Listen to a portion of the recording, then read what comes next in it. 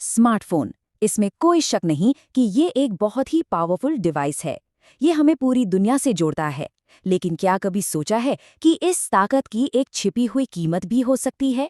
एक ऐसी कीमत जो हमारे फोकस, हमारे सुकून पर असर डालती है।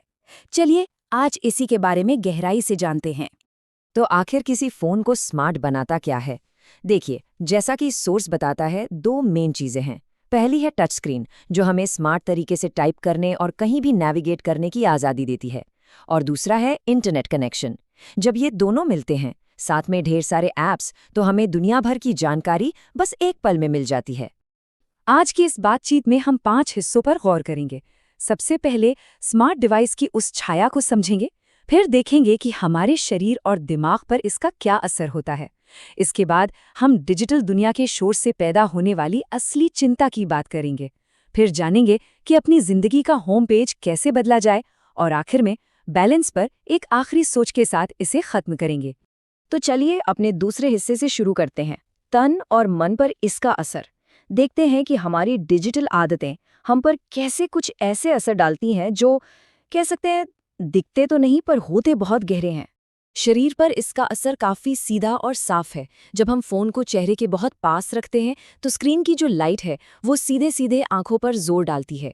इसके अलावा इलेक्ट्रोमैग्नेटिक तरंगों से सिर दर्द और एक तरह की मानसिक बेचैनी भी हो सकती है, और कई बार माथे में दर्द महसूस होता है, जो दिमाग के उस हिस्से को प्रभावित करता है जिसका इस्तेमाल हम गहरी सोच विचार के लिए करते हैं। अब ये बात वाकई दिलचस्प है। ये विचार कि स्क्रीन जितनी छोटी होगी, जिंदगी को देखने का हमारा नजरिया भी उतना ही छोटा होता जाएगा। ये सिर्फ एक कहावत नहीं है। सोचिए, जब हम लगातार एक छोटी सी स्क्रीन पर फोकस करते हैं तो हमारी सोच भी संकरी हो सकती है, जिससे हमारा विजन छोटा हो जाता है। और ये स्लाइड इस फर्क को बहुत अच्छे से दिखाती है। एक तरफ है हमारी असल सामाजिक जिंदगी, जहां हम शारीरिक रूप से मौजूद होते हैं अपने परिवार और दोस्तों के साथ। दूसरी तरफ है डिजिटल जिंदगी, जो वर्चुअल कनेक्शंस और पलक झपकते ही बदल जाने वाली रफ्तार पर चलती है। दोनों की स्पीड और दायरा बिल्कुल अलग हैं। तो फिर सही बैलेंस क्या है? सोच के मुताबिक एक हेल्दी रेशियो करीब 70-30 का होना चाहिए। मतलब हमारी जिंदगी का 70% हिस्सा हमारी असल सामाजिक जिंदगी के लिए हो और ज्यादा से ज्यादा 30% डिजिटल दुनिया के लिए। इससे डिजिटल जिंदगी हमारी जिंदगी का एक हिस्सा बनी रहती है, पूरी जिंदगी नहीं बन जाती। अब आते हैं अपने तीसरे पड़ाव पर, डिजिटल शोर और उससे पैदा होने वाली असली चिंता। चलिए डिजिटल स्पीड के इस मनोवैज्ञानिक जाल को थोड़ा और समझते हैं। हुआ ये है कि स्मार्टफोन ने हमारे दिमाग को उलझाने के लिए अनगिनत नए रास्ते खोल दिए हैं। पहले हमारे पास सोचने के लिए इतनी सारी चीजें एक साथ नहीं होती थीं, लेकिन अब एप्स, नोटिफिकेशंस, इनकी वजह से हमारा दिमाग हर जगह उलझा रहता है। नतीजा ओवर थिंकिंग, यानी ज़रूरत से ज़्यादा सोचने की आदत बहुत बढ़ गई है। और ये आंकड़ा सच में चौंकाने वाला है। सोर्स बताता है कि लगभग 99% मनोवैज्ञानिक बीमारियों की जड़ यही ओवर थिंकिंग है। ये दिखाता है कि ये समस्या कितनी गंभीर हो सकती है। तो बात यह है कि ये सिर्फ एक बुरी आदत नहीं है, ये हमारी मेंटल हेल्थ के लिए एक बहुत बड़ा खतरा है। ये चिंता आती कहाँ से है? ये आती है अपेक्षा के अंतर से। मतलब डिजिटल दुनिया में हम एक मैसेज भेजते हैं और उम्मीद करते हैं कि कुछ ही सेकंड्स में जवाब आ जाएगा, लेकिन असली जिंदगी वो तो घंटों और दिनों की रफ्तार से चलती है। जब हकीकत हमारी डिजिटल उम्मीदों से मेल नहीं खाती तो बेचैनी और चिंता पैदा होती है। इस डिजिटल बेसब्री का नतीजा हमारे व्यवहार में भी दिखने लगता है। हम लोगों से तुरंत जवाब की उम्मीद करने लगते हैं, हमारा धैर्य कम हो जाता है और एक तरह से हम मनोवैज्ञानिक तौर पर गुमराह हो जाते हैं।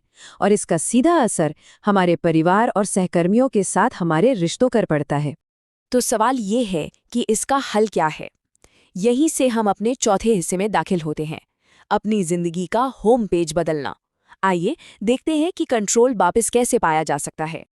यहाँ 4 प्रैक्टिकल स्टेप्स दिए गए हैं। पहला, अपने इस्तेमाल को कंट्रोल करें, मतलब जानबूझकर फ़ोन पर समय कम करें। दूसरा, अपनी सोच का दायरा बढ़ाएं और ये समझें कि ज़िंदगी बहुत बड़ी है और फ़ोन उसका बस एक छोटा सा हिस्सा है। तीसरा, अपना होम पेज बदलें, अपने असल ज़िंदगी के लक्ष्यों को सेंटर में रखें, फ़ोन को नहीं। और चौथा, खुद को समझाएं, खुद को याद दिलाएं कि ज़िंदगी की रफ्तार डिजिटल दुनिया से धीमी है। और ये सोच का सबसे ज़रूरी बदलाव है। इस बात को अपनाना कि मेरी ज़िंदगी के लक्ष्य मेरा होम पेज है और स्मार्टफ़ोन सिर्फ एक ऐप है। जब हम अपनी सोच को इस तरह से सेट कर लेते हैं तो डिवाइस पर हमारी निर्भरता अपने आप कम हो जाती है। और इन कदमों के नतीजे बहुत फायदेमंद हैं। इस्तेमाल कंट्रोल करने से चिंता और बेसब्री कम होती है।